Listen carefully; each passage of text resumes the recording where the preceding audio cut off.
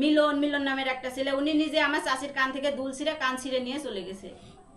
এটা গ্রামে প্রত্যেকটা লোকজনই দেখছে, কিন্তু কারোর তো কিছু করার নেই এখানে। ওদের হাতে ধারালো অস্ত্র থাকছে, ওরা অস্ত্র গলায় বাঁধায় ওরা লুটপাট করছে, ওরা মহিলাদের নির্যাতন করছে। এদের যে ক্ষতিপূরণটা দেওয়া হোক ওদের আইনের আওতায় নিয়ে এসে।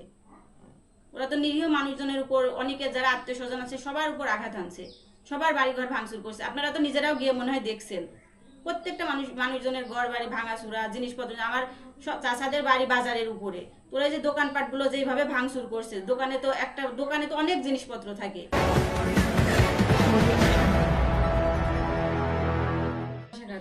আমি কুষ্টিয়া জেলার মিরপুর উপজেলার মিটন গ্রামের নাগরিক। জি, আমার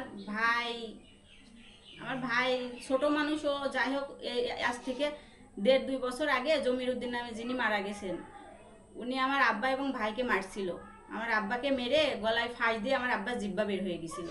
বের হয়ে গেলে আমার আব্বা কোনোভাবে পিছন দিয়ে আঘাত করে বের হয়ে আসছিল, আর আমার ভাইকে মেরে হাত ভেঙে দিয়েছিল। এটা তো এলাকার প্রত্যেকটা মানুষ জানে, কিন্তু এটা নিয়ে পুলিশ কেসও হয়েছিল। আমার ভাইকে হাত ভেঙে দিয়েছিল। তো তারপরে এটা এইভাবেই ছিল। তো যেদিনে ঘটনাটা ঘটে, গত 30 জুন আমার ভাই ঘরে শুয়েছিল। তো আমার ভাইকে একজন ফোন দিয়েছিল। ফোন দিয়ে ওরা আগে আক্রমণ করছিল, শুনলাম আমার ভাইয়ের নাকি গাড়ি নিয়ে যেতেছিল। ওরা গাড়ি ছিনতাই করে নিয়ে যেতেছিল। তখন ওরা ফোন দিলে আমার ভাই গিয়েছিল, গিয়ে ওরা শুধু 2 পায়ে আঘাত করছিল। ওরা শরীরের আর কোথাও কোনো জায়গায় আঘাত করি নাই। ওরা মেরে চলে আসার পরে ওদের লোকজন নিয়ে গিয়ে আমাদের গ্রামে গিয়াস মোড় নামে একটি মোড় আছে, তো ওই মোড় থেকে ওরা 1 ঘন্টা ওখানে রেখে দিয়েছিল। ওরা হাসপাতালেও নিয়েছিল না সঙ্গে সঙ্গে। না নেওয়ার কারণে এখন আমরা তো ওখানে উপস্থিত ছিলাম না, তো যেটা শুনতে পারছি ওরা নাকি নিজেরা আঘাত করে হাসপাতালে নিয়ে গেছিল। অন্যান্য জায়গায় অন্য কোথাও ওনার আঘাত ছিল না, শুধু 2 পায়ে আর এক হাতে।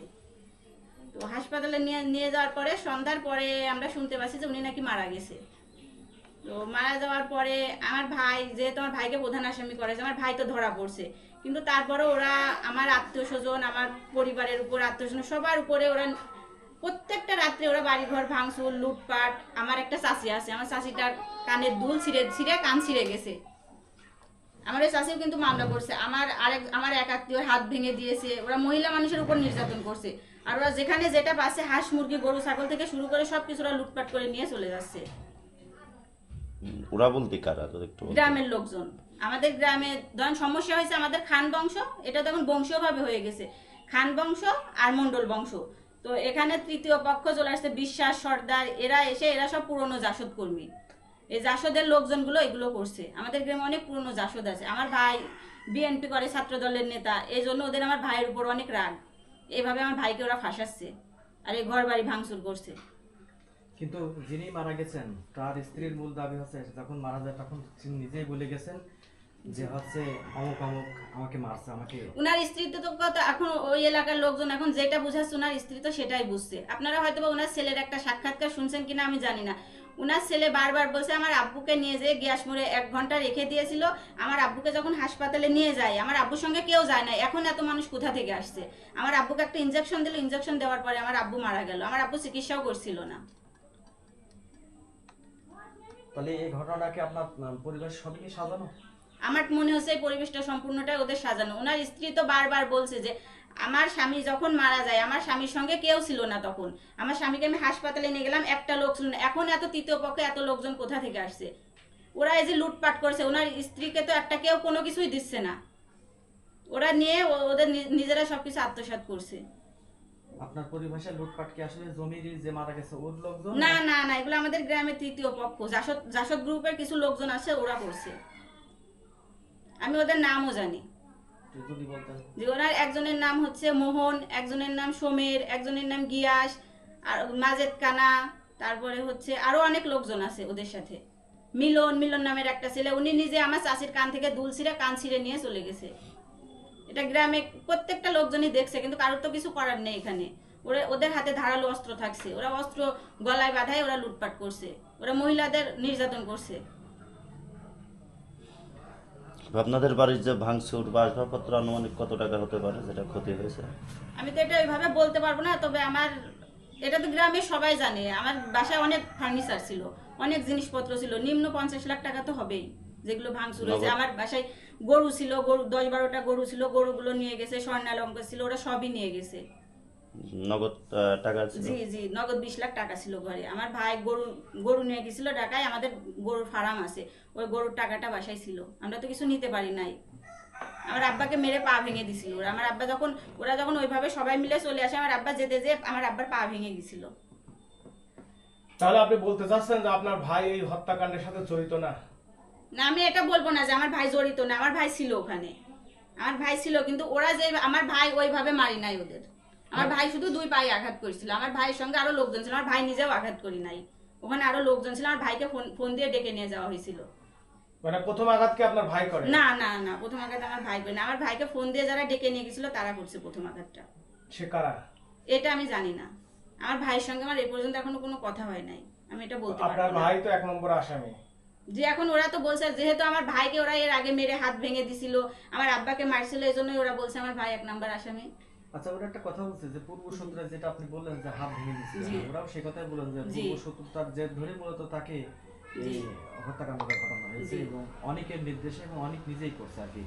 এবং না, অনেক এটা নিজে করি নাই। এবং সে নিজে নাকি মাথায় নাকি বলে মানে হাতুড়ি দিয়ে আঘাত করেছে। না না, ওরা মাথায় কোনো আঘাত করি না, ওরা শুধু 2 পায়ে আঘাত করেছিল।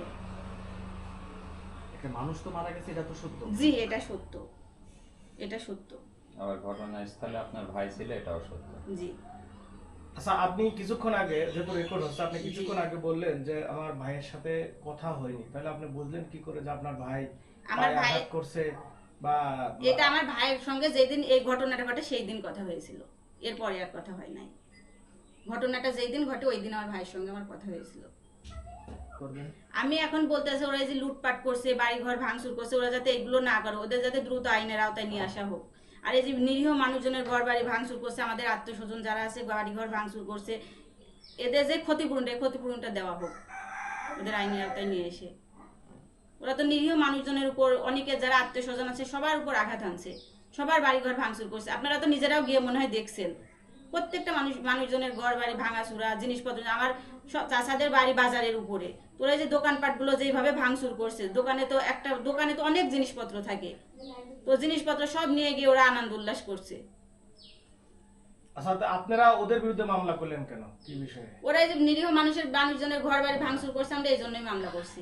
আমরা স্থানীয় এলাকাবাসীর সাথে কথা বলে যে বিষয়টা বুঝলাম, এই যে তৃতীয় পক্ষ এখানে ভাঙছে। জি জি জি, তৃতীয় পক্ষ, ওরা জাসদ কর্মী সবাই হ্যাঁ, কিন্তু আমাদের এলাকার। কিন্তু মানে ওই ভুক্তভোগী পরিবার, না, ভুক্তভোগী পরিবারের এখানে কোনো দোষ নেই, ওরা কিছু করছে না। ওদের নামে তো মামলা করছেন? না, ওদের নামে মামলা হয় নাই। ওরা তো তাই বলে যে আমাদের না, ও ভুক্তভোগীর নামে মামলা হয় নাই। ভুক্তভোগী পরিবারের না, ভুক্তভোগী পরিবারের নামে কোনো মামলা হয় নাই। আচ্ছা, মামলা করেছেন আসামি কয়জন একটু বলবেন কি? 46 জন। প্রথম আমরা চাচ্ছি এটা বন্ধ হোক, এটা বন্ধ। ভাঙচুর লুটপাট এগুলো বন্ধ হোক। আর যে নিরীহ মানুষজনের এই যে কারোর গরু নিয়ে যাচ্ছে, কারো ছাগল নিয়ে যাচ্ছে, একটা ভাত খাবার প্লেটও নাই কারোর। এই ব্যাপারে প্রশাসন যেহেতু মামলা করেছেন, জি পুলিশ প্রশাসন তো গেছে, জি, ওনারা কি বলছেন? ওনাদের সঙ্গে 2 দিন আর কোনো কথা হয় নাই। 2 দিন না, তার আগে তো কথা হয়েছে। জি, ওনারা বললো যে আমরা এটার পদক্ষেপ নিব। আর ওরা যখন ভাঙচুর করে, পুলিশ প্রশাসন ওদের সামনে ছিল, পুলিশ প্রশাসন ওদের বলছে তোমাদের সবকিছু নেওয়া হয়ে গেছে, এবার তোমরা চলে যাও। পুলিশ প্রশাসনও তখন কিছু করি নাই। তাহলে পুলিশ কি ওদের পক্ষে কাজ করছে? এখন তো আমাদের সেটাই মনে হচ্ছে ওদের পক্ষে কাজ করছে পুলিশ প্রশাসন। আমরা বারবার মামলা করার জন্য গেছি, পুলিশ প্রশাসনের কাছে ঘুরে চলে আসছি। ও পুলিশ প্রশাসনের কাছে গেলে বলছে আমরা মামলা নিতে পারবো না এখন। আর পুলিশ প্রশাসনের সামনেই তো এগুলো করছে। পুলিশ প্রশাসনের কাছে আপনারা গেলেই জানতে পারবেন, ওদের সামনে ঘটনাগুলো ঘটছে, ভাঙচুর লুটপাট সব ওদের সামনে হয়েছে এগুলো।